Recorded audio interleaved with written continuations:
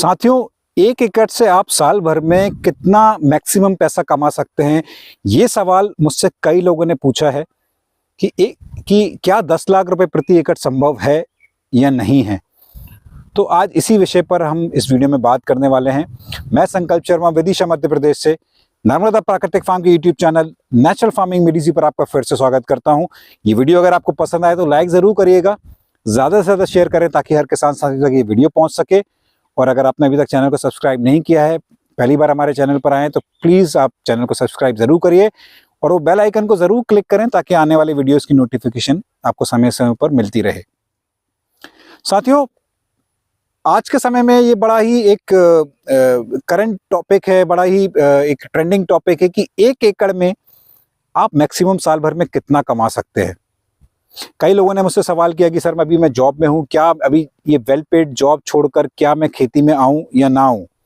इस विषय पर मैं पिछले 2 साल से वेबिनार यानी ऑनलाइन ट्रेनिंग भी कंडक्ट कर रहा हूँ, जिसका विषय है transition from corporate life to farming, जहाँ हमने बहुत डिटेल में इस बारे में बात की है। तो और इस तरह के आपने कई वीडियोस भी आपने देखे होंगे जहां ये बताया जाता है कि सो एंड सो बंदे ने कॉर्पोरेट जॉब छोड़ा है, लाखों का पैकेज था, अभी 1 एकड़ से या 2 एकड़ से लाखों कमा रहे हैं, या इस तरह के आपने कई आर्टिकल्स भी पढ़े होंगे। तो क्या ये सच में संभव है या सच्चाई है इसमें या नहीं है? तो ये सच भी है और नहीं भी है। कई सारे फैक्टर्स पर ये निर्भर करता है कि 1 एकड़ में आप कितना पैसा कमा सकते हैं। जैसे कि इस तरह के कई तरह के मॉडल्स हैं, जैसे मल्टी लेयर फार्मिंग मॉडल है जिंजर का, जो मैंने अपने खेत पर लगाया था। मेरे पीछे जो आप सुभाष पालेकर जी का 5 स्तरीय बागवानी मॉडल है, 5 लेयर ऑर्चर्ड मॉडल है, इसमें भी ये कहा जाता है कि 1 एकड़ में आप 8 से 10 लाख रुपए साल भर में कमा सकते हैं। तो क्या सच में संभव है? तो साथियों, आज के इस वीडियो में मैं वही बातें करूंगा जो मेरा एक्सपीरियंस रहा है, मेरा पिछले 6-7 साल का जो खेती का अनुभव है, उसके आधार पर ये वीडियो मैं आप तक लेकर आया हूं। ये मेरा एक पर्सनल ओपिनियन है, ये मेरा निजी विचार है और उसी विचार को आपके सामने मैं आज लेके आया हूं। साथियों, जब मैंने खेती की शुरुआत की थी 2015 में, जब मैंने जॉब छोड़ी और जब मैंने खेती की शुरुआत की तो मैंने बिल्कुल जीरो से स्टार्ट किया। मेरे को खेती का बिल्कुल अनुभव नहीं था, यहाँ तक कि मेरी हालत ऐसी थी कि मैं 2 पौधों में डिफरेंशिएट नहीं कर पाता था कि ये सोयाबीन का पौधा है, ये उड़द का पौधा है, मसूर का पौधा है, चने का पौधा है। इस लेवल से मैंने शुरुआत की है और तो जाहिर सी बात है मुझसे कई सारी गलतियां शुरू में हुई हैं और लाखों का नुकसान भी मैंने पहले 1-2 सीजन में मैंने उठाया है। तो साथियों, जब भी आप खेती में आना चाहते हैं, अगर आपको खेती में प्रोफेशन बनाना है तो आप बिल्कुल बना सकते हैं। कोई एक बहुत ही अच्छा एक नेक प्रोफेशन है और आप इसमें अच्छा खासा पैसा कमा सकते हैं। लेकिन मैं आपको एक सिंसियर एडवाइस ये देना चाहूँगा, जो मेरा अपना पर्सनल अनुभव है अभी तक का, कि जब भी आप खेती में आए एक रियलिस्टिक एक्सपेक्टेशंस अपने आप से रखें। 1 एकड़ में शुरुआत में 25,000 से लेके 50,000, 1 लाख रुपए साल का आप लेके चलें, क्योंकि शुरुआत में गलतियां होना स्वाभाविक सी बात है। शुरू में आपको सब कुछ समझ में नहीं आती हैं चीज़ें, एकदम से आप मार्केटिंग चैनल को डेवलप नहीं कर सकते हैं। तो और जब आपको एक्सपीरियंस हो जाएगा, जब आपको अनुभव हो जाएगा, तो इस अमाउंट को आप डबल कर सकते हैं, इस अमाउंट को आप ट्रिपल कर सकते हैं। बिल्कुल संभव है। लेकिन शुरुआत में जब शुरू के 2-3 साल तो मैं आपको ये एडवाइस दूंगा कि अपनी मिट्टी पे काम करें, अपनी खेत की मिट्टी को आप इम्प्रूव करें और धीरे धीरे जब आपको खेती का अनुभव हो जाए, उसके बाद आप थोड़ा सा अलग अलग क्षेत्र में आप इसको एक्सपैंड कर सकते हैं।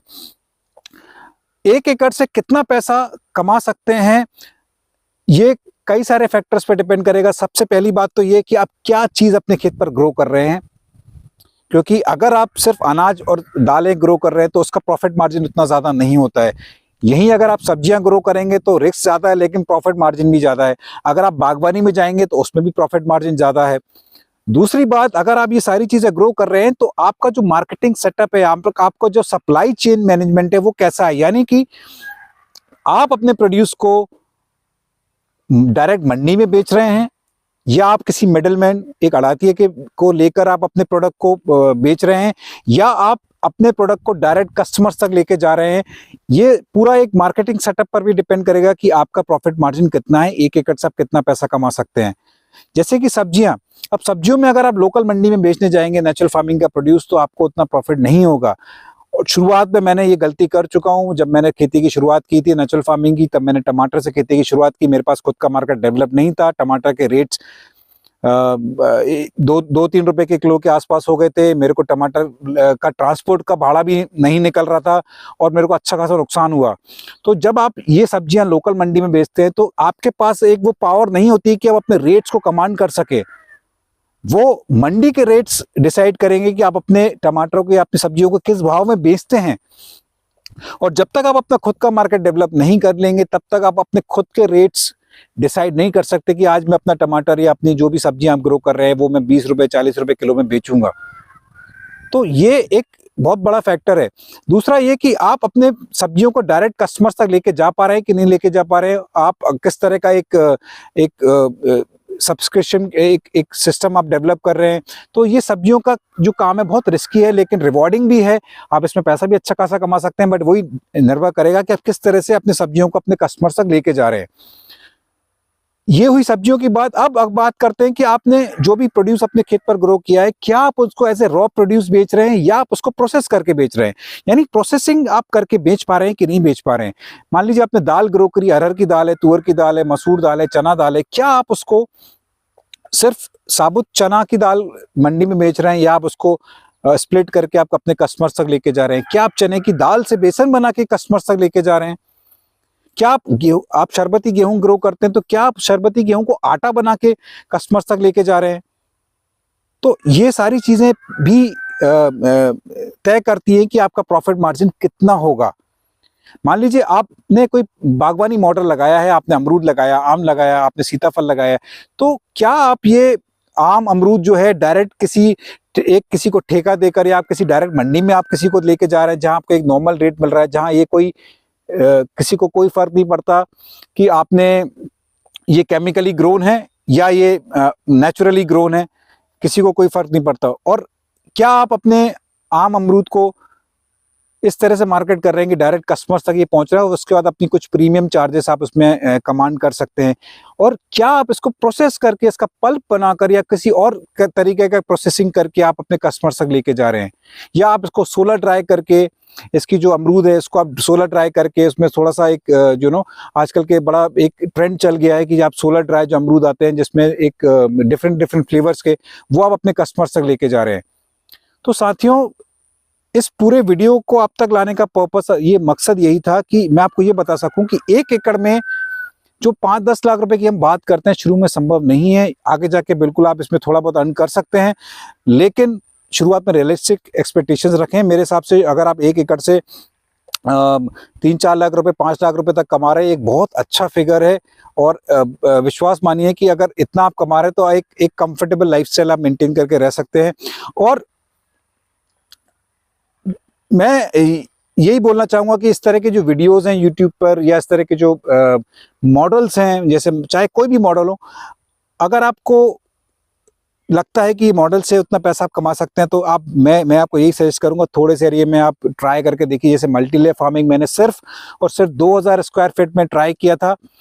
उस 2000 स्क्वायर फीट में मेरे को इतना अनुभव मिला और उससे मैंने डिसाइड किया कि ये मेरे को आगे ये मॉडल रेप्लिकेट करना है कि नहीं करना है। और मैंने आखिरी में ये निर्णय लिया कि ये मल्टी लेयर फार्मिंग का मॉडल है, मैं आगे जाके बड़े स्तर पर मैं नहीं लगाने वाला हूँ।